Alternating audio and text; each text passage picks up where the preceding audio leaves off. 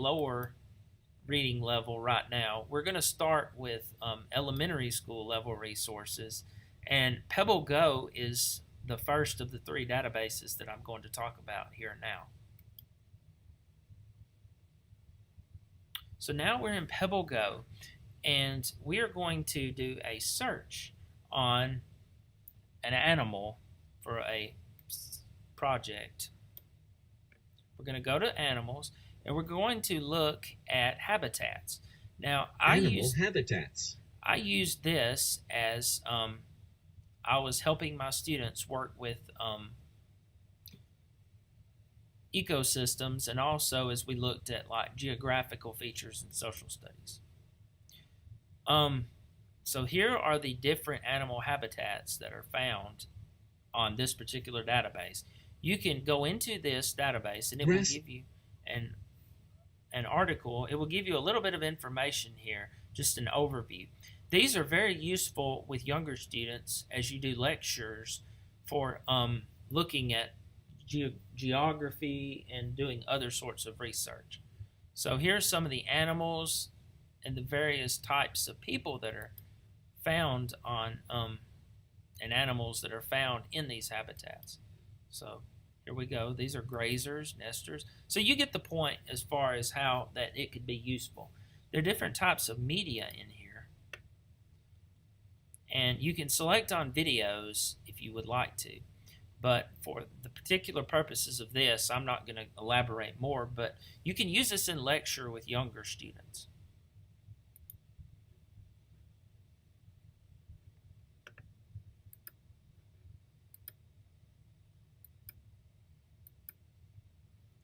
Now, I'm going to go back to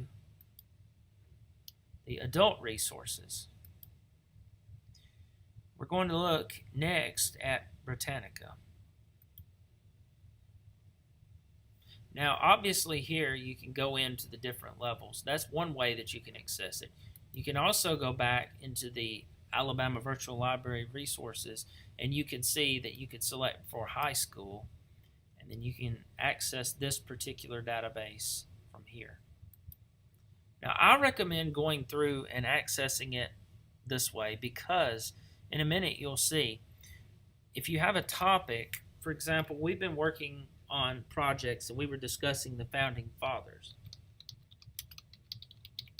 George Washington would be a search that you could do. And you have information here, articles about these particular people, such as Washington. So we're going to go into this article, and we've got it at the different reading levels.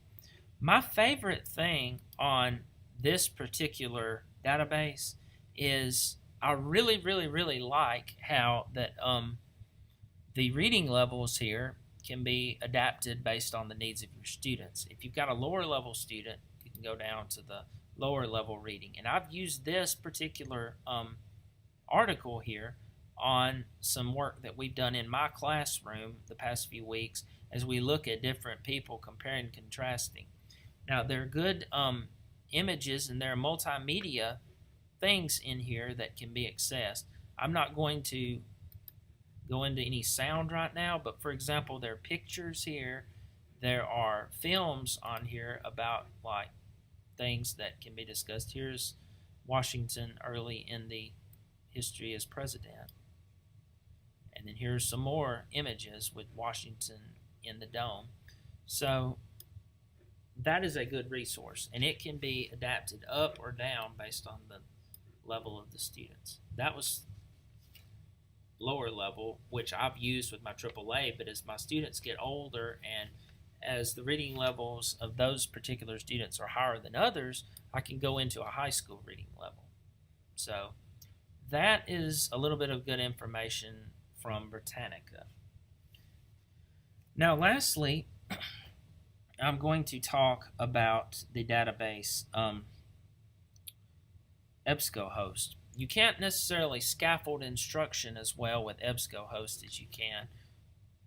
It's not as pronounced in EBSCOhost as it is in Britannica, but there is good information there. So we're going to go into EBSCOhost.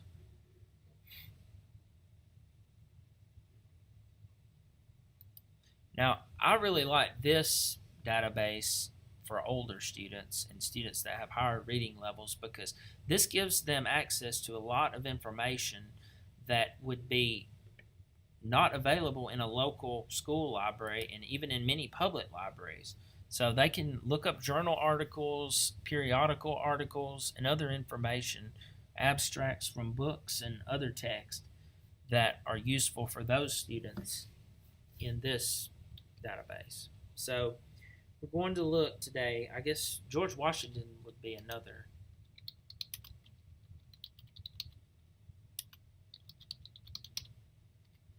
George Washington presidency we'll look up.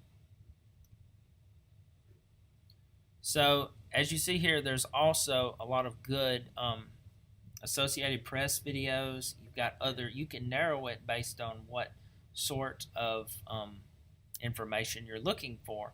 For older students, we've used this on our projects and our research.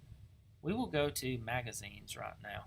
I'm not going to play any of these videos right now because, I mean, after you've viewed this film, you'll be able to go back and do your own searches, but I'll pull up magazine articles. Now, I'm just going to go to this particular article.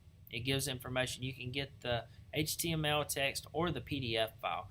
A lot of times I will download the PDF files and we'll use them, students will, as they complete their research. But this is a new article.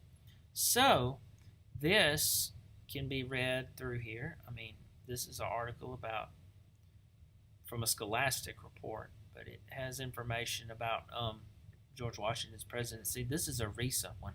Some of the abstracts on here are actually from older periodicals, which would be out of print and would be very hard to find. But thank goodness for this database, we can use that information too.